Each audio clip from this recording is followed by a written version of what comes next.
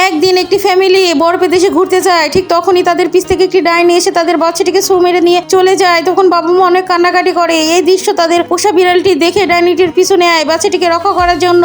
তারপরে সে দৌড়াতে দৌড়াতে যে ডাইনিটিকে খুঁজে পেয়ে যায় এবং সে ডাইনিটিকে আক্রমণ করে। ডাইনির সাথে অনেক ফাইটিং করে, কিন্তু বিড়ালটি পেরে ওঠে না। ডাইনিটি তার বড় বড় নখ দিয়ে বিড়ালকে আক্রমণ করে এবং বিড়ালটি সেখানে বেহুশ হয়ে যায়। তারপর ডাইনিটি বাচ্চাটিকে তার বাসায় নিয়ে চলে আসে এবং এক পর্যায়ে বিড়ালটির জ্ঞান ফেরে এবং সে হন্যি হয়ে ডাইনির বাসা খুঁজতে থাকে। ডাইনিটি বাচ্চাটিকে বাসায় নিয়ে এসে একটি আগুনের উপরে কাঠ রেখে সেখানে রেখে দেয়। তারপরে খুঁজতে খুঁজতে বিড়ালটি ডাইনিটির বাসা খুঁজে পায় এবং সে গাছে উঠে দেখতে থাকে কিভাবে সে বাসার মধ্যে ঢুকবে। তারপরে সে গাছ থেকে ডাইনিটির ঘরের চালের উপরে ঝাঁপ দেয় এবং সেখান থেকে সে জানালা দিয়ে ভিতরে ঢোকে এবং ডাইনিটির সাথে ফাইটিং শুরু করে। এই সাহসী বিড়ালের জন্য কেউ কি ভিডিওতে একটি লাইক এবং চ্যানেলটি সাবস্ক্রাইব করবে না? তারপরে সে ডাইনিকে আগুনে পুড়ে মেরে ফেলে এবং বাচ্চাটিকে তার কাঁধে করে নিয়ে ওখানে ভালোভাবে চলে আসে তার বাবা মার কাছে।